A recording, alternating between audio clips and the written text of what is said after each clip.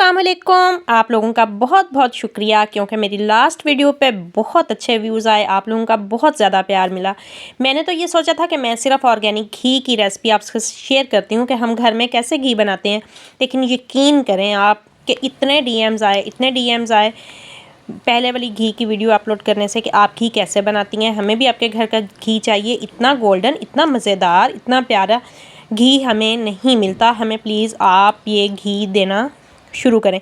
तो आप लोगों के इतना प्यार मिलने के बाद मैंने सोचा क्यों ना मैं ये एज़ अ बिज़नेस काम स्टार्ट करूं कि मैं इस घी को सेल करना शुरू करूं।